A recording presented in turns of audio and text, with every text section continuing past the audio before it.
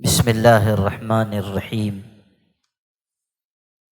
الحمد لله رب العالمين، والعاقبة للمتقين، والصلاة والسلام على النبي الأمين محمد وآله وصحبه أجمعين، أما بعد. قال الله تعالى في القرآن المجيد والفرقان الحميد: فأعوذ بالله من الشيطان الرجيم، بسم الله الرحمن الرحيم. فاسألوا أهل الذكر إن كنتم لا تعلمون. وقال النبي صلى الله عليه وسلم: كن عالما أو متعلما أو محبا أو مستمعا، ولا تكن الخامس فتهلك، أو كما قال عليه الصلاة والسلام. مدرسہ منیر کے ذمہ داران، اساتذہ کرام، اس مجلس کے صدر محترم نوشاد بھائی، مسجد کے ذمہ دار جناب مسعود بھائی، تشریف لائے ہوئے علماء کرام، حضرت مولانا مسعود الرحمان صاحب، جناب مولانا ساجد خان ملی ندوی صاحب اور دیگر حضرات، اور آپ تمام بھائیوں، بزرگوں، پردہ نشین ماں اور بہنوں، عزیز بچوں اور بچیوں، ابھی آپ لوگوں نے مدرسہ منیر کے طلباء کا پروگرام سنا۔ چونکہ میں کئی دنوں کے بعد سفر سے لوٹ کر آیا ہوں، تو خانقاہ میں ملنے والوں کی بھیڑ تھی، اس لیے ذرا تاخیر سے پہنچا۔ میں تو پورا پروگرام نہیں سن سکا، لیکن آپ لوگوں نے سنا، آپ لوگوں کو محسوس ہوا ہوگا کہ یہاں جو مدرسہ چل رہا ہے، مکتب چل رہا ہے، وہاں طلباء پر، طالبات پر، بچوں پر، بچیوں پر اچھی محنت کی جا رہی ہے۔ یہ جو بچے پروگرام پیش کرتے ہیں، یہ ایسے ہی نہیں پیش کرتے، ان کو بڑی محنت سے تیار کیا جاتا ہے، اور سال بھر جو پڑھائی ہوتی ہے اس کا تھوڑا سا مظاہرہ پروگرام میں ہوتا ہے۔ ظاہر ہے کہ تھوڑے وقت میں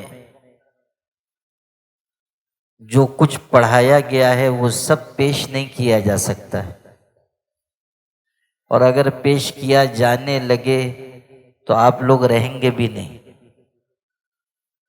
اس لیے کہ ذرا تھوڑی تاخیر ہونے لگتی ہے تو لوگ ہرب یہربو کی گردان پڑتے ہیں، یعنی غائب ہو جاتے ہیں۔ لیکن کہتے ہیں نا کہ اگر کھانا دیکھنا ہو، اس کو چیک کرنا ہو کہ پکا ہے کہ نہیں پکا ہے، تو پوری دیگ نہیں دیکھتے، تھوڑے چاول بھی دیکھ کے پتہ چل جاتا ہے کہ دیگ کا کھانا پک گیا ہے یا نہیں۔ حالانکہ مجھ کو ابھی یہ ذکر نہیں کرنا چاہیے تھا، خواہ مخواہ آپ لوگوں کا ذہن تقریر سے ہٹ کے کھانے کی طرف چلا جائے گا، اس لیے کہ یہاں بھی دیگ چڑھی ہوئی ہے۔ میں ادھر سے آنا چاہ رہا تھا تو پردہ لگا ہوا ہے عورتوں کے لیے، یہ گلی بند ہے، تو ادھر سے گھوم کے آنا پڑا۔ تو سب سے پہلے جو استقبال ہوا وہ دیگوں نے کیا، اس کے بعد یہاں اساتذہ کرام سے ملاقات ہوئی۔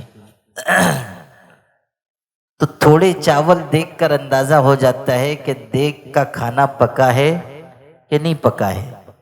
اسی طرح سال بھر میں جو پڑھائی ہوئی، جو محنت ہوئی، اس کا مظاہرہ جب پروگرام میں ہوتا ہے، بچے کچھ پڑھ کر سناتے ہیں، حدیث سنائیں، معلومات سنائیں، مسائل سنائیں، نماز کا طریقہ بتائیں، وضو کا طریقہ بتائیں، یا نورانی قاعدے کی تختیاں سنائیں، تجوید کے قاعدے سنائیں، تو اندازہ ہوتا ہے کہ پڑھائی کیسی ہوئی۔ تو آپ لوگوں نے جو پروگرام سنا، آپ لوگوں کو محسوس ہوا نا کہ اچھی پڑھائی ہو رہی ہے؟ بتائیے، ارے کچھ تو بولو۔ سب سمم بکم عمیٌ فہم لا یرجعون، ٹھیک ہے نا؟ اس لیے پوچھ رہا ہوں کہ یہاں صرف میں مکتب کے جلسے میں نہیں آیا ہوں نا، یہاں مکتب کی نگرانی بھی میں کرتا ہوں، پوچھتا رہتا ہوں، اور ماشاءاللہ یہاں محنت سے پڑھائی ہو رہی ہے، اور مکتب کی تعلیم جتنی اچھی ہوگی، ہمارے بچے بچیوں کی دینی اٹھان اتنی اچھی ہوگی۔ مکتب کی تعلیم بنیاد ہے۔ کہتے ہیں نا کہ دیواریں مضبوط کرنے سے مکان مضبوط نہیں ہوتا، جب تک بنیاد مضبوط نہ ہو گھر مضبوط نہیں ہوتا ہے۔ گھر مستحکم اور مضبوط اس وقت ہوگا جب کہ فاؤنڈیشن، بنیاد وہ مضبوط ہو۔ اگر بنیاد کمزور ہے، آپ کتنی ہی خوبصورت عمارت بنائیں، وہ مضبوط نہیں ہوگی۔ بنیاد کی مضبوطی مکان کی مضبوطی کی ضمانت ہے۔ اسی طرح مکتب کی تعلیم اگر مضبوط ہے تو پھر ہمارے بچے بچیوں کے دینی اور مذہبی اعتبار سے آگے کے مرحلے مضبوط ہیں۔ ان کا عقیدہ مضبوط ہوگا، ان کا عمل مضبوط ہوگا، ان کے اندر دینی شعور ہوگا، ان کے اندر تہذیب ہوگی، جینے کا سلیقہ ہوگا۔ بچیاں ہیں تو آگے چل کر گھر کو سنبھالنے کا ان کے اندر شعور ہوگا، لڑکے ہیں تو ان کے اندر احساس ذمہ داری پیدا ہوگا۔ ایک بات ہمیشہ یاد رکھیے، جو آدمی دیندار ہوگا وہی شخص اچھا باپ ہو سکتا ہے، اچھا بھائی ہو سکتا ہے، اچھا پڑوسی ہو سکتا ہے، اچھا انسان ہو سکتا ہے، اچھا مسلمان ہو سکتا ہے۔ اگر دیندار شخص نہیں ہے، اگر اس کے اندر اللہ کا خوف نہیں ہے، اللہ کا ڈر نہیں ہے، تو وہ شخص جو بھی کام کرے گا، جس حیثیت میں بھی ہوگا، اس کے اندر کمی ہوگی۔ تجارت کرے گا تو اس کے اندر کمی، دکانداری کرے گا اس کے اندر دھوکہ کہیں ہوگا، مکے میں ہو، مدینے میں ہو، کہیں تجارت کر رہا ہو، کسی کرسی پر بیٹھا ہوا ہو، وہ اپنے اندر کی بے دینی کی اور خرابی کی وجہ سے کام خراب کرے گا۔ ابھی میں عمرہ کے لیے گیا ہوا تھا، وہاں مکہ مکرمہ کے کچھ لوگ جو وہیں مقیم ہیں وہ ملنے کے لیے آئے، تو وہ بتانے لگے، میں تو حیرت میں پڑ گیا، کہنے لگے کہ حدود حرم میں ایک جگہ جیسے کالونی ہوتی ہے نا، ویسے مکانات بنے ہوئے تھے اور کچھ زمین ہے، تو وہاں پر کسی دوسرے ملک کا کوئی شخص چاہ رہا تھا کہ مسجد بنوا دے، امیر شخص تھا، اس نے چاہا کہ حدود حرم میں کہیں مسجد کی جگہ ہو تو مسجد بنا دی جائے۔ تو اس نے ان لوگوں سے کہا کہ کوئی زمین دیکھو، جو رقم لگے گی ہم لگا دیں گے۔ اچھا، اللہ کی تقدیر کی بات یہ کہ اس جو مکانات بنے ہوئے تھے اس میں بیچ میں کہیں ایک جگہ ایسی تھی جو مسجد کے لیے موزوں بھی تھی اور مسجد کے لیے چھوڑی گئی تھی کہ یہاں مسجد بنے گی۔ ان لوگوں کو ڈھونڈنے سے وہ جگہ مل گئی۔ اب جگہ تو مل گئی، لیکن جو وہاں کا، جیسے اپنے ہاں کارپوریشن سے منظوری لینی پڑتی ہے، آفیسر کے پاس جانا پڑتا ہے، تو اس کے پاس گئے کہ بھئی یہ مسجد کے لیے چھوڑی گئی جگہ ہے اور بنانے والے تیار ہیں، جتنی رقم لگے گی وہ لگائیں گے، آپ این او سی دے دو کہ مسجد یہاں بننی ہے۔ یہ آپ کو میں 40 گاؤں کی بات نہیں بتا رہا ہوں، اورنگ آباد کی بات نہیں بتا رہا ہوں۔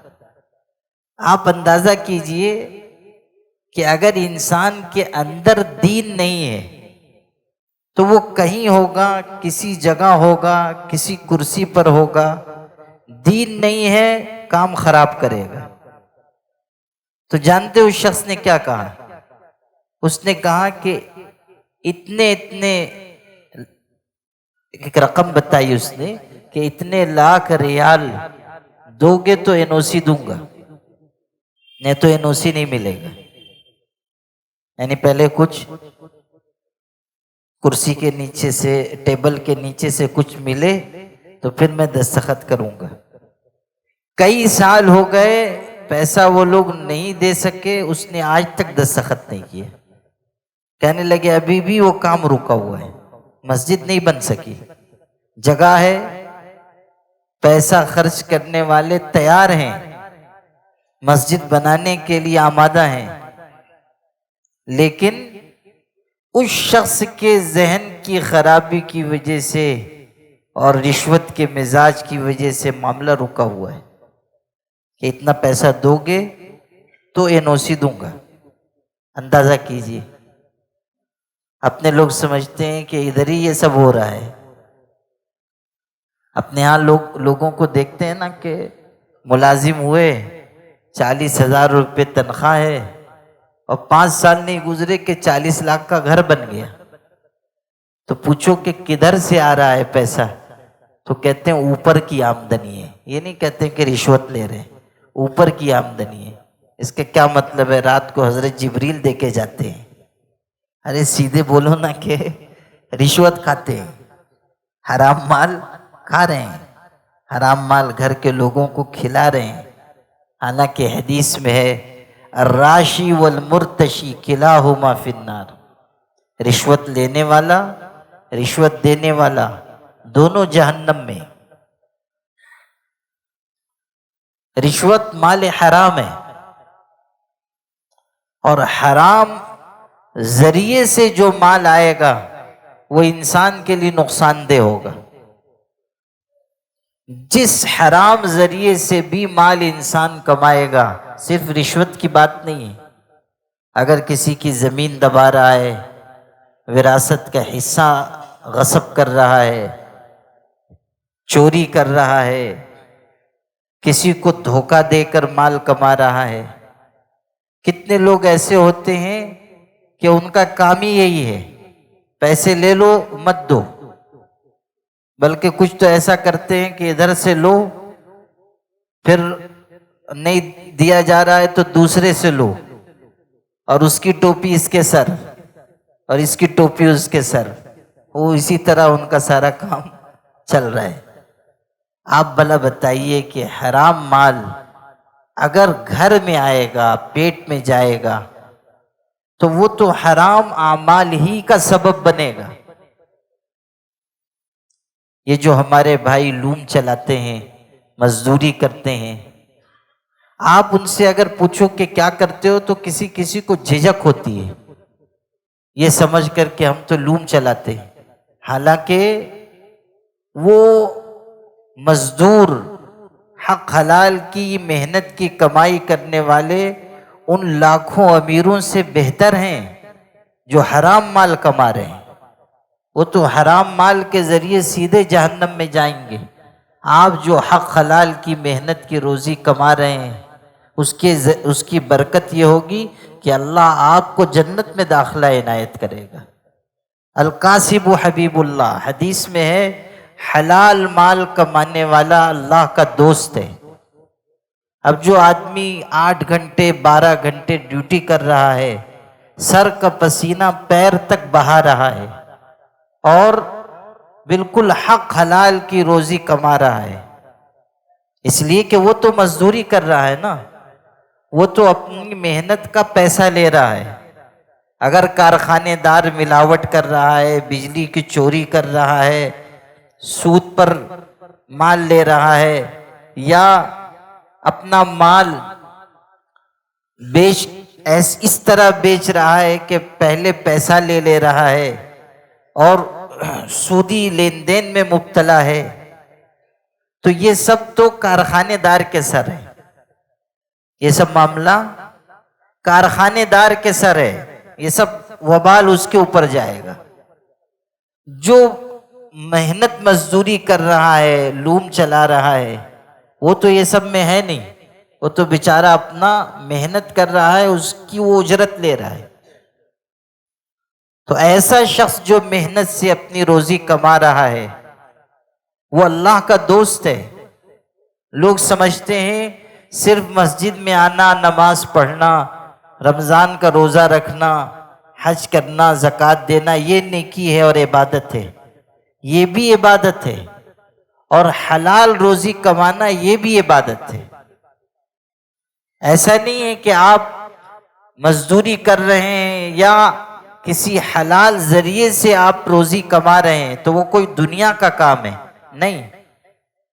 جو آدمی حقوق کی ادائیگی کی نیت لے کر محنت سے روزی کماتا ہے وہ عبادت کر رہا ہے۔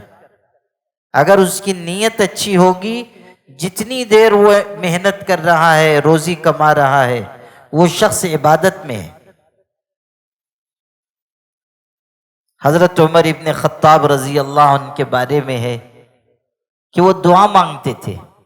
حضرت عمر کوئی معمولی انسان نہیں ہے، حضور صلی اللہ علیہ وسلم کی تربیت میں رہے ہوئے ہیں، حضور کا اعتماد ان کو حاصل ہے، دوسرے خلیفہ ہیں، جنت کی بشارت ان کو دی گئی ہے، اور ان کے ذریعے اسلام دور دور تک پہنچا اور پھیلا۔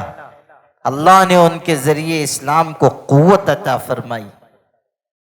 22 لاکھ مربع میل پر ان کے زمانے میں اسلامی سلطنت قائم ہوئی، 1000 2000 نہیں، 22 لاکھ مربع میل، اتنی بڑی سلطنت اسلامی ان کے دور میں قائم ہوئی، کوئی معمولی بات نہیں۔ تقریباً آدھی دنیا پر اسلام کا پرچم لہرا رہا تھا جس وقت حضرت عمر رضی اللہ عنہ خلیفہ تھے۔ ایک انگریز مستشرق نے یہ بات لکھی ہے کہ اگر حضرت عمر 10 سال اور زندہ رہ جاتے تو ساری دنیا پر اسلام کا جھنڈا لہراتا۔ 10 سال اگر اور زندہ رہ جاتے، ساری دنیا پر اسلام کا علم اور پرچم لہراتا، ایسے شخص تھے۔ اب سنیے جو بات سنانا ہے۔ وہ دعا مانگتے تھے، کہتے تھے اے اللہ مجھ کو شہادت کی موت عطا فرما۔ دھیان سے سننا تو بات سمجھ میں آئے گی۔ اے اللہ مجھ کو شہادت کی موت عطا فرمانا، تیرے راستے میں لڑتا ہوا میں شہید ہوں، یہ موت مجھ کو دینا، اور اگر تو نے میرے لیے شہادت کی موت نہیں رکھی ہے، اگر تو نے میرے لیے شہادت کی موت نہیں لکھی ہے تو اس حالت میں مجھ کو موت دینا کہ میں حلال روزی کما رہا ہوں۔ یا تو شہادت کی موت اور یا تو حلال روزی کماتے ہوئے مجھ کو موت عطا کرنا۔ اور پھر قرآن کی آیت دلیل کے طور پر پڑھتے تھے۔ سورہ مزمل کی کے دوسرے رکوع کی آیت ہے، پورے ایک آیت ایک رکوع کی ہے سورہ مزمل میں 29ویں پارے میں، اس میں یہ بات ہے کہ آخرون یضربون فی الارض یبتغون من فضل اللہ۔ دو قسم کے لوگوں کا تذکرہ ہے اس آیت میں۔ پہلی قسم ان لوگوں کی کہ جو اللہ کے راستے میں لڑتے ہیں، آخرون یقاتلون فی سبیل اللہ، کچھ اللہ کے بندے وہ ہیں جو لڑتے ہیں، اللہ کے راستے میں مقابلہ کرتے ہیں۔ ان کی تعریف آئی۔ ظاہر ہے کہ جو لوگ مقابلہ کر رہے ہیں وہ جان ہتھیلی پر لے کر لڑ رہے ہیں۔ بات کرنا آسان ہے، لیکن جب موقع آئے اور دشمن سامنے ہو اس سے لڑنا، جان ہتھیلی پر رکھ کر جانا، یہ آسان نہیں ہے۔ کتنے لوگ ہیں کہ جو بات بہت بڑی بڑی کرتے ہیں، لیکن ذرا کچھ حالات خراب ہوئے سب گھر کے اندر کی کوٹری میں جا کے لحاف اوڑھ کے قنوت نازلہ پڑھ رہے ہیں، اللہ کافروں کو ہلاک فرما دے۔ اس سے پہلے تو تم پہ ہلاکت آئے گی، اس لیے کہ جو وقت ہے مشکل وقت ہے، اس میں تو بہادری کے ساتھ انسان کو کھڑا رہنا ہے۔ اور ہمیشہ یاد رکھنا کہ جو بہادری کے ساتھ کھڑا ہوتا ہے اور اپنے حق کے لیے اور اللہ کے کلمے کو بلند کرنے کے لیے مقابلہ کرتا ہے، چاہے ان کے اوپر حالات آئیں لیکن بالآخر اللہ ان کو فتح عطا فرماتا ہے۔ نصرت اللہ کی انہی کو ملے گی جو اللہ کے بتائے ہوئے راستے پر چلیں گے۔ آپ نے نہیں دیکھا کہ 1.5 سال لگ بھگ ہو گیا فلسطین کے لوگوں کو دبانے اور جھکانے کی جو کوشش ہو سکتی تھی وہ کی گئی، ہزار لوگ شہید بھی ہوئے، پورا غزہ کھنڈر کی شکل میں تبدیل ہو گیا، چھوٹے چھوٹے معصوم بچے شہید ہوئے۔ یقیناً یہ نہایت المناک اور دردناک سانحہ ہوا، لیکن کیا دنیا نے نہیں دیکھا کہ بالآخر امریکہ کو، اسرائیل کو ان لوگوں کے آگے جھکنا پڑا؟ آج ساری دنیا دیکھ رہی ہے کہ اللہ کی مدد اور اس کی نصرت کس کو کہتے ہیں۔ آج دنیا دیکھ رہی ہے کہ حق کے لیے جم جانے والے کبھی ذلیل نہیں ہوتے۔ اسرائیل کے بارے میں لوگ کتنی باتیں کرتے ہیں کہ ایسی طاقت ہے، ویسی طاقت ہے، ویسی قوت ہے، لیکن آج اسی کو گھٹنے ٹیکنا پڑا۔ کیوں؟ اس لیے کہ اللہ کی مدد جس کے ساتھ ہوگی جیت اسی کی ہوگی۔ 1000 اسرائیل بھی آ جائیں تو اللہ کی طاقت کے آگے ٹک نہیں سکتے، اور 1000 امریکہ جیسی سپر پاور طاقتیں آ جائیں تب بھی اللہ کی طاقت اور قوت کے آگے وہ دم نہیں مار سکتی ہیں۔ اللہ کا ایک نظام ہے، اللہ آزماتا ہے، اور جب لوگ جمے رہتے ہیں تو پھر اللہ ان کو عزت عطا کرتا ہے۔ اللہ تعالیٰ یوں ہی کسی کو نوازتا نہیں ہے، امتحان ہوتا ہے۔ قرآن میں کہا گیا، ام حسبتم ان تدخلوا الجنة ولما يأتكم مثل الذين خلوا من قبلكم، کیا تم یہ سمجھتے ہو کہ یوں ہی تم اللہ کی بنائی ہوئی جنت میں داخل ہو جاؤ گے اور تم پر وہ حالات نہیں آئیں گے جو تم سے پہلے کی قوموں پر آ چکے؟ یہ سمجھتے ہو؟ احسب الناس ان يتركوا ان يقولوا آمنا وهم لا يفتنون، کیا لوگ یہ گمان کرتے ہیں کہ یوں ہی ان کو چھوڑ دیا جائے گا، وہ کہیں گے کہ ہم ایمان لائے اور ایسے ہی عافیت میں رہیں گے، کوئی آزمائش نہیں ہوگی؟ یہ سمجھتے ہیں؟ نہیں، آزمائش ہوگی، امتحان لیا جائے گا تاکہ دیکھ لیا جائے کہ دسترخوان پر رہنے والے کون ہیں اور میدان میں لڑنے والے کون ہیں۔ دیکھا جائے گا کہ کون ہیں جن کے اندر ایمان کی پختگی ہے اور کون ہیں جو منافق ہیں، کون ہیں جن کے اندر ایمان جمع ہوا ہے اور کون ہیں جو صرف زبانی دعویٰ کرتے ہیں کہ ہم مومن ہیں۔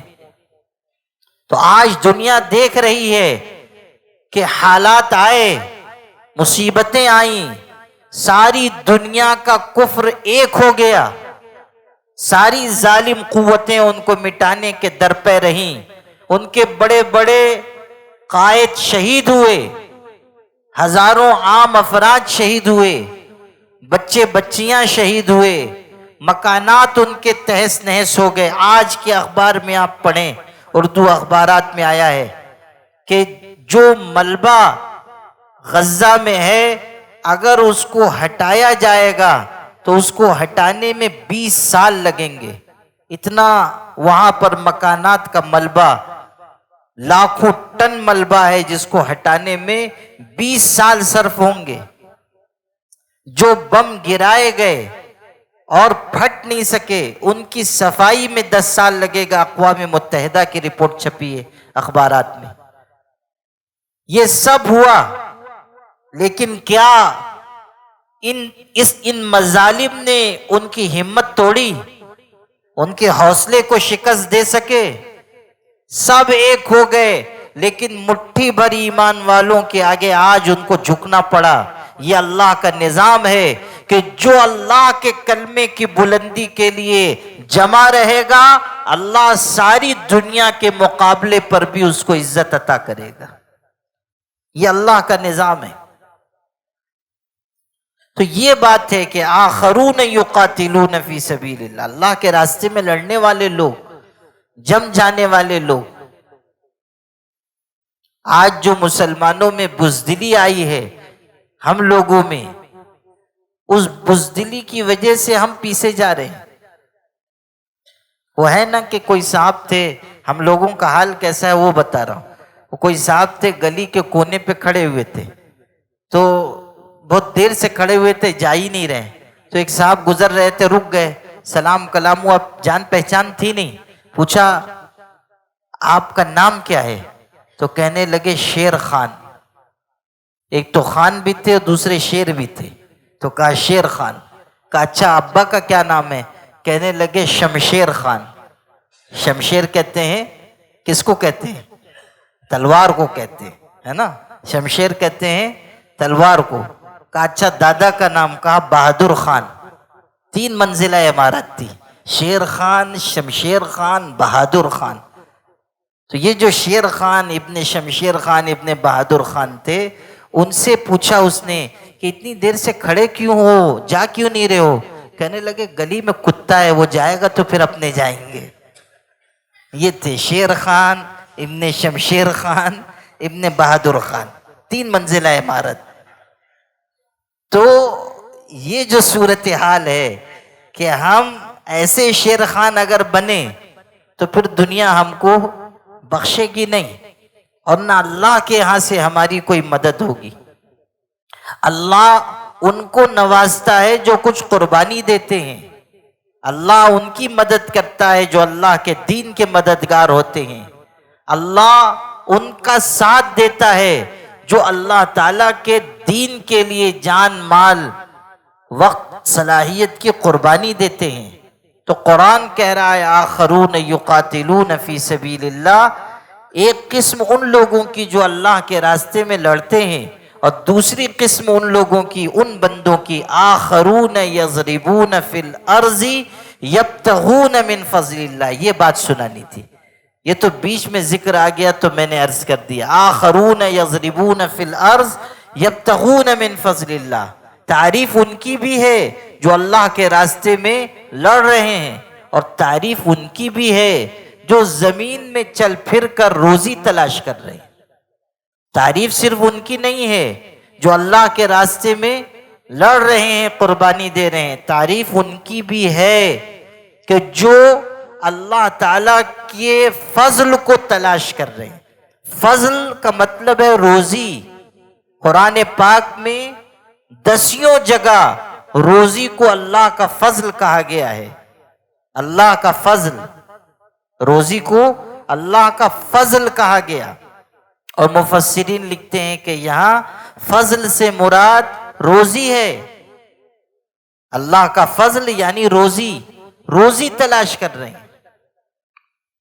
سورہ جمعہ میں ہے، سورہ جمعہ میں یہ حکم آیا ہے کہ اذا نودی للصلاۃ من یوم الجمعہ فاسعوا الی ذکر اللہ. آپ سب جانتے ہیں کہ جب جمعہ کی اذان ہو جائے سب کام چھوڑ دو اور فوراً اللہ کے گھر کی طرف روانہ ہو جاؤ. سب کام چھوڑ دو. فاسعوا الی ذکر اللہ، نماز کے لیے آؤ. اذان کے بعد کاروبار میں لگنا، دکان میں لگنا مکروہ ہے، جائز نہیں ہے. یہ بات اچھی طرح سمجھ لیجئے، مسئلے کی بات ہے. جمعہ کی اذان کے بعد کام میں لگنا، کاروبار میں لگنا، دکان میں لگنا جائز نہیں ہے. حکم ہے جب اذان ہو فوراً مسجد آؤ، دوڑ کر لپک کر آؤ. فاسعوا الی ذکر اللہ، جلدی جلدی آؤ. جو کارخانے دار ہیں وہ بھی سمجھیں کہ اذان سے پہلے سب کام نمٹا دیں. تنخواہ دینا ہے، پگار دینا ہے، یہ کرنا ہے، وہ کرنا ہے، جو کرنا ہے سب اذان سے پہلے کر کے ختم. اذان ہوئی، اس اذان سے پہلے مسجد آ جائیں، نہیں تو اذان ہوئی بس لپک کر آئیں. اور صرف کارخانے داروں کے لیے نہیں، مزدوروں کے لیے بھی ہے. یہ نہیں کہ تنخواہ ملی اب گھر جا کے کھا پی رہے ہیں اور مسجد ایک دم جب جماعت کھڑی ہونے لگی تب جلدی جلدی آ رہے ہیں. خطبہ بھی نہیں سنے، تقریر تو سنتے ہی نہیں. خطبہ جو سننا ضروری ہے وہ خطبہ بھی نہیں سنتے، اور آئے اور جلدی سے 2 رکعت نماز پڑھی، اس کے بعد سنت بھی نہیں، نفل بھی نہیں، بھاگو. یہ نہیں. جمعہ کی نماز اہتمام سے پڑھنی، ہر نماز اہتمام سے پڑھنی چاہیے، لیکن جمعہ کا خاص طریقے پر اہتمام ہے. تو حکم ہوا کہ جب جمعہ کے لیے اذان دی جائے آ جاؤ. کاروبار چھوڑو، ضرور البیع، بیچنا خریدنا سب بند کرو اور آؤ مسجد میں. یہاں تک تو ہو گیا کہ جب اذان ہو فوراً آ جاؤ اور آ کر جمعہ میں شریک ہو جاؤ. جمعہ کی نماز ادا کرو، جمعہ کے بعد اللہ کا ذکر کرو، اب جاؤ واپس. دیکھیے اب دوسری بات کیا کہی گئی وہ آپ کو سننا ہے. ارشاد ہوا فَإِذَا قُضِيَتِ الصَّلَاةُ، جب نماز ہو جائے تو اب مسجدی میں تم کو اعتکاف نہیں کر لینا ہے. جب نماز ہو جائے تو مسجد میں اعتکاف نہیں کرنا ہے. فَإِذَا قُضِيَتِ الصَّلَاةُ فَانْتَشِرُوا فِي الْأَرْضِ وَابْتَغُوا مِنْ فَضْلِ اللَّهِ. پھر آیا وہی اللہ کا فضل. اب زمین میں نکل پڑو اور اللہ کا فضل یعنی روزی تلاش کرو، اللہ کا فضل تلاش کرو. جب اذان ہو کاروبار چھوڑ دو، مسجد آ جاؤ. جب نماز ہو گئی تو اب یہاں بیٹھنے کی ضرورت نہیں ہے، اب نکلو، اللہ کا فضل تلاش کرو، روزی تلاش کرو. میرے پیر و مرشد حضرت مولانا سید محمد ولی صاحب رحمانی رحمت اللہ علیہ اس آیت کی اس طرح تشریح کرتے تھے کہ جس طرح نماز کے لیے مسجد آنا عبادت ہے، دھیان سے سنو تب سمجھ میں آئے گی بات. جس طرح نماز کے لیے مسجد میں آنا عبادت ہے، اسی طرح مسجد سے روزی کی تلاش میں نکلنا یہ بھی عبادت ہے. جس طرح مسجد آنا نماز کے لیے یہ عبادت ہے، اسی طرح حق حلال کی روزی کمانے کے لیے مسجد سے نکل کر جانا یہ بھی عبادت ہے. ایک طرف حکم ہوا کہ جب اذان ہو چھوڑ کر آ جاؤ، اور اب جب نماز ہو گئی تو اب جاؤ کام کرو، نکمے مت بنو، عہدی مت بنو. یہ جو بعض لوگوں کی عادت ہے ایک دم عہدی، نکمے، ناکارہ، سست، غافل بنے ہوئے ہیں، دھرتی کا بوجھ، کہ جن کے بارے میں دعا کی جائے کہ اللہ زمین کا پیٹ زمین کی پیٹھ سے ان کے لیے بہتر ہے. تو ایسے لوگوں کی اسلام میں کوئی پذیرائی نہیں ہے. اسلام یہ سکھاتا ہے کہ انسان حق حلال کی روزی کمائے. بخاری شریف میں ہے حضرت داؤد علیہ السلام کی حضور نے تعریف کی. حضرت داؤد علیہ السلام پیغمبر تھے، بادشاہ بھی تھے، لیکن بادشاہ ہونے کے باوجود وہ اپنی روزی اپنے ہاتھ سے کماتے تھے، محنت کرتے تھے، لوہا ان کے لیے نرم کر دیا گیا تھا، لوہے سے وہ زرہ بناتے تھے۔ زرہ سمجھتے ہو؟ لوہے کا لباس ہوتا تھا۔ پہلے زمانے میں جب جنگ لڑی جاتی تھی تو لوہے کا لباس پہن لیتے تھے تاکہ تیر تلوار اثر نہ کرے، لوہے کا لباس ہوتا تھا، اس کو زرہ کہتے تھے۔ تو وہ لوہے کا لباس بناتے تھے، زرہ بناتے تھے۔ قرآن میں بھی اس کا تذکرہ ہے، علمناہ صنعۃ لبوس لکم لتحصنکم من بأسکم فہل انتم شاکرون۔ حضرت داؤد علیہ السلام کے لیے لوہا نرم کر دیا گیا تھا، وہ اس سے زرہ بناتے تھے، لوہے کا لباس، اور اس کو بیچتے تھے، اور اس سے جو آمدنی ہوتی تھی اس سے گھر چلاتے تھے۔ حضرت داؤد علیہ السلام بادشاہ ہیں لیکن اپنے ہاتھ سے اپنی روزی کما رہے ہیں۔ حضرت نبی کریم صلی اللہ علیہ وسلم نے ان کی تعریف کی اور کہا کہ بہترین روزی وہ ہے جو انسان اپنے ہاتھ سے کماتا ہے، اور حضرت داؤد اپنی روزی اپنے ہاتھ سے کماتے تھے، یہ تعریف کی۔ حضرت داؤد اپنے ہاتھ سے اپنی روزی حاصل کرتے تھے۔ حضرت داؤد علیہ السلام بادشاہ تھے، چاہتے تو خزانے سے مال لیتے نا۔ آج تو کوئی آدمی کارپوریٹر بھی ہو جائے تو سمجھتا ہے بیت المال سارا اپنا ہے، بیت المال سب اپنا ہے، اس کو جیسے چاہو استعمال کرو۔ غیر مسلم بھائیوں میں صرف ایک بابا رام دیو ہیں، ایک ہی ہیں۔ آپ لوگ جانتے ہیں نا بابا رام دیو کو، کہ نہیں جانتے؟ لیکن مسلمانوں میں ان کے مقابلے پہ بہت سے بابا آن دیو ہیں۔ آن دیو، جو ہو، جیسا ہو، حلال ہو حرام ہو بس آنے دو، جو آ رہا ہے سب آنے دو، ہر آیت در گھسیٹ، عام باشد یا کبیٹ، جو آ رہا ہے آنے دو۔ تو اگر کسی معمولی منصب پر بھی پہنچ گئے تو لوگ سمجھتے ہیں کہ سب تو اپنا ہے۔ حضرت داؤد بادشاہ ہیں لیکن اپنی روزی محنت سے حاصل کر رہے ہیں، اور وہ تو بہت پہلے ہوئے اور ان کا علاقہ بھی الگ تھا، لیکن ہمارے اس ملک میں 55 سال تک حضرت اورنگزیب عالمگیر رحمت اللہ علیہ نے حکومت کی ہے۔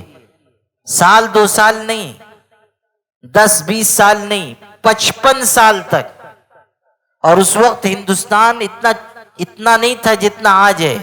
ہندوستان بہت بڑا تھا، یہ افغانستان اور بنگلہ دیش اور جو موجودہ پاکستان ہے یہ سب ہندوستان میں داخل تھا۔ کتنا بڑا ملک رہا ہوگا اندازہ کیجیے۔ اور یہ شخص پورے ملک کا بادشاہ ہے، اور سال 2 سال نہیں، 10-20 سال نہیں، 55 سال تک یہ شخص بادشاہ رہا۔ حضرت اورنگزیب عالمگیر رحمت اللہ علیہ چاہتے تو سارا اپنا خرچ خزانے سے لیتے، لیکن وہ رات کو ٹوپیاں سیتے تھے۔ حضرت اورنگزیب رحمت اللہ علیہ ٹوپی سیتے تھے، اور ٹوپی فروخت کر کے اس سے گزر اوقات کرتے تھے۔ اور کاتب تھے، بہت اچھے لکھنے والے تھے، تو قرآن مجید لکھتے تھے۔ اور اس زمانے میں چھپائی تو ہوتی نہیں تھی نا، ہاتھ کا لکھا ہوا قرآن مجید لوگ لیا کرتے تھے، تو اس کا جو ہدیہ ملتا تھا اور جو ٹوپی کی اجرت ملتی تھی اس پر ان کا گزر بسر تھا۔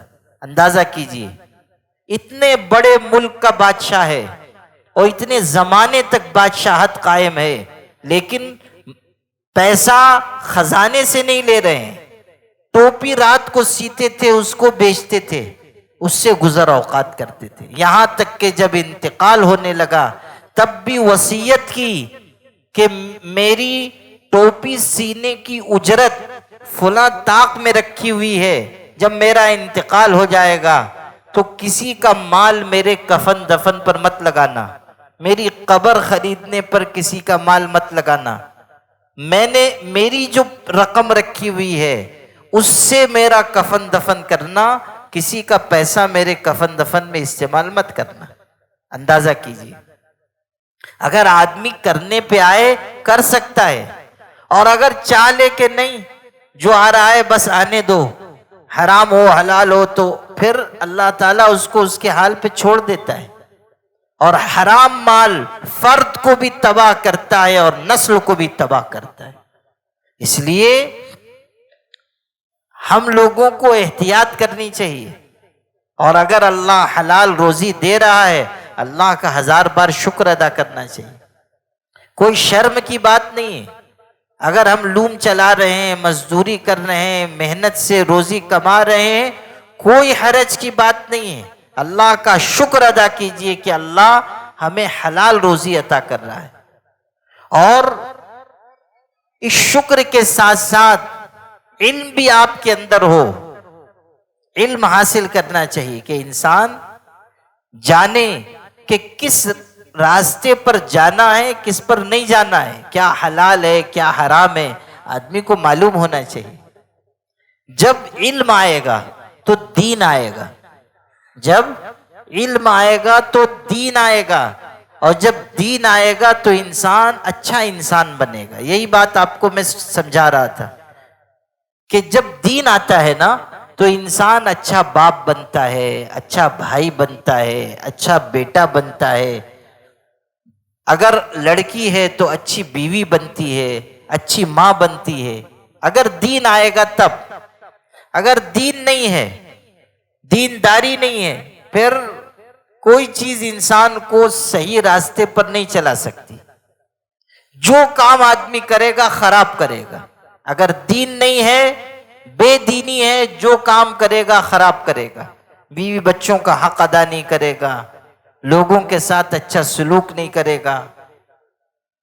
باپ ہے تو اولاد کی تربیت نہیں کرے گا، ماں ہے بیٹیوں کی تربیت نہیں کر پائے گی، پڑوسی ہے پڑوسی کو ستائے گا. کتنے پڑوسی ایسے ہوتے ہیں کہ ان کے پڑوسی عاجز آ جاتے ہیں، عاجز آ جاتے ہیں اور دعا مانگتے ہیں کہ اللہ اس کے شر سے حفاظت فرما.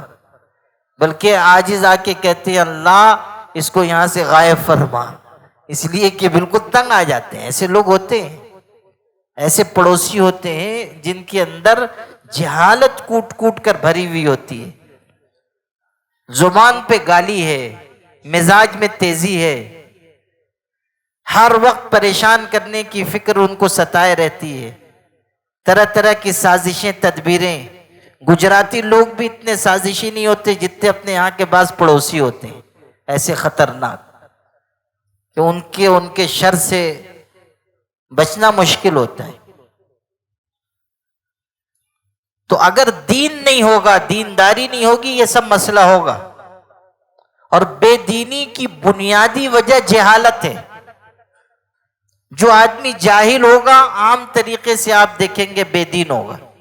جہالت بے دینی پیدا کرتی ہے. علم انسان کے اندر تقوی پیدا کرتا ہے، اللہ کا خوف پیدا کرتا ہے. علم انسان کے اندر سمجھ پیدا کرتا ہے. علم انسان کے اندر تہذیب پیدا کرتا ہے. علم جس کے اندر ہوگا بات کرنے کا اس کو سلیقہ ہوگا. علم جس کے اندر ہوگا وہ لوگوں کے ساتھ اچھی طرح پیش آئے گا.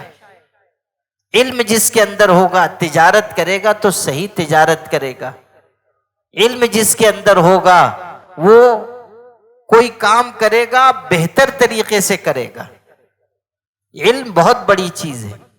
اسی لیے یہ ضروری ہے کہ ہم خود بھی علم حاصل کریں اور اپنے بچوں بچیوں کو بھی دین کا علم دلائیں. ہم کو اس کی تو بہت فکر ہوتی ہے کہ ہمارا بچہ اسکول میں پڑھے، کالج میں پڑھے. اس کی فکر نہیں ہوتی کہ ہمارا بچہ مکتب میں جائے، قرآن سیکھے، مسائل سیکھے، نماز سیکھے، روزہ سیکھے، ذکر سیکھے، تلاوت سیکھے. اس کی ہم کو فکر نہیں. فکر کس کی ہے کہ ہمارا بچہ اسکول پڑھ لے. ٹھیک ہے اسکول آپ پڑھائیے، کوئی منع نہیں کرتا ہے، لیکن اس کی فکر بھی تو ہونی چاہیے کہ بچہ نمازی ہو، دیندار ہو، قرآن پڑھنے والا ہو. ہماری بچی نماز پڑھنے والی ہو، اس کے اندر علم ہو، اس کے اندر تہذیب ہو، اس کے اندر شعور آئے. اس کی فکر کون کرے گا؟ تو یہ ضروری ہے کہ ہم اپنے بچوں بچیوں کو مکتب میں پڑھائیں۔ اللہ کا کرم ہے کہ اپنے ہاں مسجد مسجد نظام ہے۔ اچھا، جہاں جس چیز کی کثرت ہو جاتی ہے نا، وہ اس کی قدر کم ہو جاتی ہے۔ اب اپنے ہاں حافظ عالم بہت ہیں، مکتب مدرسے بہت ہیں، اپنے لوگوں کو کوئی قدر نہیں ہے۔ ان لوگوں سے پوچھو جن کے ہاں نظام نہیں ہے، جن کی بستیوں میں اچھے مدارس نہیں ہیں، معیاری مکاتب نہیں ہیں، ان سے پوچھو۔ اپنے ہاں تو یہ ہے کہ عالم حافظ بہت ہیں، اور ماشاءاللہ جو نہیں بھی عالم حافظ ہیں اپنے ہاں، وہ بھی ماشاءاللہ لوم چلاتے چلاتے مفتی بن جاتے ہیں۔ بعض لوگ تو ایسے ہیں کہ مقادم ہیں اور معلوم ہوا کہ شیخ الاسلام ابن تیمیہ ہیں، کہ خود ہی فتویٰ دے رہے ہیں، ہے نا؟ کچھ لوگ ایسے ہیں اپنے ہاں کہ مدرسے میں پڑھنے والے 10-20 سال پڑھ کے جہاں تک پہنچتے ہیں، یہ سمجھتے ہیں کہ ہم تو اس سے بھی آگے پہنچے ہوئے ہیں، حالانکہ جہالت کی بات ہے۔ جو آپ کو سمجھانا چاہ رہا تھا وہ یہ کہ خود بھی دین سیکھیے، اپنے بچوں کو بھی دین سکھائیے، علم کے راستے پر ڈالیے۔ میں نے شروع میں حدیث شریف پڑھی، حضور نبی کریم صلی اللہ علیہ وسلم نے فرمایا کن عالمن، دیکھو عالم بن جاؤ۔ حضور نصیحت کر رہے ہیں عالم بن جاؤ۔ عالم بننے سے انسان اللہ سے قریب ہو جاتا ہے، عالم اللہ سے ڈرنے والا ہوگا، عالم دین کی خدمت کرنے والا ہوگا۔ حدیث میں العلماء مصابیح فی الارض، علماء روئے زمین پر ہدایت کے چراغ ہیں، ان کے ذریعے اللہ لوگوں کو ہدایت عطا کرتا ہے۔ جیسے چراغ سے دوسروں کو روشنی ملتی ہے، ویسے ہی عالم کی ذات سے لوگوں کو ہدایت کی روشنی ملتی ہے، ہدایت کی روشنی۔ بڑے بڑے چور اچکے ڈاکو رہزن وہ علماء کی صحبت میں پہنچتے ہیں، سنور جاتے ہیں۔ ایک واقعہ آپ کو سنا دیتا ہوں۔ حضرت مالک ابن دینار رحمت اللہ علیہ بہت بڑے بزرگ گزرے ہیں، بہت بڑے عالم تھے، بہت بڑے عالم تھے۔ ایک دن رات کے وقت ایک چور ان کے گھر میں گھس گیا۔ چور تھا، چوری کے ارادے سے ان کے مکان میں چلا گیا۔ اچھا، وہ عالم ایسے تھے کہ دنیا کی طلب ان کے اندر نہیں تھی، سادگی سے زندگی گزارنے والے تھے۔ اب یہ جو چور گیا گھر میں تو ادھر دیکھ رہا ہے، ادھر دیکھ رہا ہے، ادھر دیکھ رہا ہے، کچھ ہو تو ملے نا۔ وہاں تو سب ویسے ہی صفن صفا تھا، تو اب یہ ڈھونڈ رہا ہے، کچھ ملا ہی نہیں۔ جب کوئی چیز ملی نہیں اور یہ حیران پریشان ہوا چور، تو ادھر ادھر دیکھا تو حضرت مالک ابن دینار وہ نماز پڑھ رہے تھے، رات کے وقت نوافل پڑھ رہے تھے۔ ان پر نظر پڑی اور ادھر نماز میں وہ نماز پڑھتے ہوئے قاعدے میں بیٹھ گئے۔ سلام پھیرا تو ان کی بھی نظر پڑی، تو پہچان گئے کہ یہ رات کے وقت کسی برے ارادے ہی سے آیا ہے اور اس کو یہاں تو کچھ ملا ہوگا نہیں۔ تو اس کو آواز دی اور کہا کہ تم کو دنیا کا کوئی سامان تو یہاں ملا نہیں، اگر آخرت میں تمہاری کچھ دلچسپی ہو تو ادھر آؤ۔ دنیا کا کوئی سامان تم کو تو یہاں ملا نہیں، اگر آخرت میں کچھ دلچسپی ہے تو ادھر آؤ۔ وہ چلا گیا۔ حضرت نے اس کو اپنے پاس محبت سے بٹھایا، عالم تھے، بزرگ تھے، نصیحت کرنا شروع کیا، اور ایسی پر اثر نصیحت کی کہ وہ چور رونے لگا، اور فجر کی نماز سے پہلے پہلے اس نے حضرت کے ہاتھ پہ توبہ کر لی، چوری چھوڑ رہا ہوں۔ حالانکہ بہت بڑا چور تھا اور مشہور تھا چوری میں، اس نے کہا میں توبہ کر رہا ہوں، توبہ کر لی۔ اب حضرت اس کو اپنے مکان سے فجر کی نماز کے لیے محلے کی مسجد میں ساتھ میں لے کے آئے، ساتھ میں محلے کی مسجد میں لے کے آئے۔ یہ تو تھے ہی مشہور، بہت بڑے عالم تھے، بزرگ تھے، وہ بھی کچھ ایسا گمنام نہیں تھا، وہ بھی مشہور تھا مگر دوسری لائن میں مشہور تھا۔ تو اب جب لوگوں نے دیکھا تو حیرت میں پڑ گئے۔ بعض لوگوں کی زبان پہ آیا کہ عجیب معاملہ ہے، اکبر عالم ما اکبر لسن، عربی میں کہا کہ یہ کیا ماجرا ہے، سب سے بڑا عالم سب سے بڑے چور کے ساتھ چلا رہا ہے۔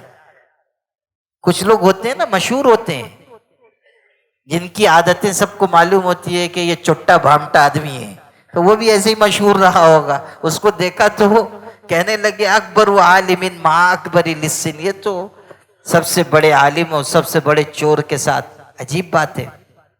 خیر آئے، نماز پڑھی، نماز ہو گئی، اب جانے لگے تو لوگوں نے کہا حضرت یہ عجیب ماجرا ہم دیکھ رہے ہیں، یہ آپ کے ساتھ کیسے ہے؟ تو حضرت نے بہت خوبصورت جملہ کہا، وہ سنانا تھا۔ حضرت نے کہا کہ یہ صاحب آئے تھے تاکہ ہمارے ہاں چوری کریں، ہم نے ان کا دل چرا لیا۔ یہ آئے تھے تاکہ ہمارے ہاں چوری کریں، ہم نے ان کا دل چرا لیا۔ یعنی ہدایت کی بات کہی، نصیحت کی بات کہی، اللہ نے اس کو اثر انگیز بنایا، دل اللہ کے آگے جھک گیا، اس شخص نے توبہ کر لی، آیا تو تھا چوری کے لیے لیکن ہم نے اس کا دل چرا لیے۔ آپ اندازہ کیجئے کہ عالم کی ذات کیسی نفع بخش ہوتی ہے۔ عالم ہوگا، اس کے ذریعے لوگوں کو ہدایت ملے گی، لوگ دین کے راستے پر آئیں گے۔ آپ دیکھیں یہ جو خانقاہوں میں اللہ کے بندے بیٹھے ہیں، ذکر سکھاتے ہیں، اللہ اللہ سکھاتے ہیں، لوگ ان سے بیعت ہوتے ہیں، لوگ ان کے ہاتھ میں ہاتھ دیتے ہیں، زندگی ان کی بدل جاتی ہے۔ پہلے کچھ تھے، بعد میں کچھ اور ہو جاتے ہیں، پہلے لائن کچھ اور تھی، بعد میں لائن بدل گئی۔ یہ عالم دین کی برکت ہوتی ہے، بزرگ کی برکت ہوتی ہے، جس کی وجہ سے اللہ زندگیوں کو تبدیل کرتا ہے۔ نگاہ ولی میں وہ تاثیر دیکھی، بدلتی ہزاروں کی تقدیر دیکھی۔ یعنی اللہ کے نیک بندوں کی نگاہ میں ایسا اثر ہوتا ہے کہ انسان اندر سے بدلتا ہے۔ اسی لیے یہ بات کہتے ہیں کہ اللہ والوں سے، علماء سے تعلق ہونا چاہیے۔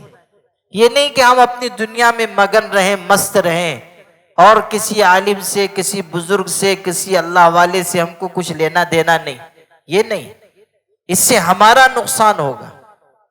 کہتے ہیں کہ وبا کے زمانے میں ڈاکٹر سے دور رہنا جان کو خطرے میں ڈال دے گا، اور فتنوں کے زمانے میں عالم سے دور رہنا ایمان کو خطرے میں ڈال دے گا۔ یہ جو زمانہ ہے یہ فتنوں کا دور ہے، اگر آپ علماء سے، بزرگوں سے، اللہ والوں سے دور رہے، ایمان خطرے میں پڑ جائے گا۔ بہت چور اچک کے ایمان کے نکلے ہوئے ہیں۔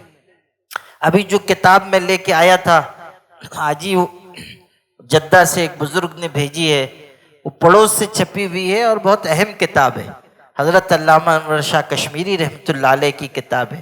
مرزا غلام احمد قادیانی کے خلاف انہوں نے وہ کتاب لکھی ہے۔ غلام احمد قادیانی وہ ختم نبوت کو نہیں مانتا تھا، اس نے خود اپنی نبوت کا دعویٰ کیا کہ میں نبی ہوں، میں پیغمبر ہوں، اور اس کے ماننے والے آج بھی ہزار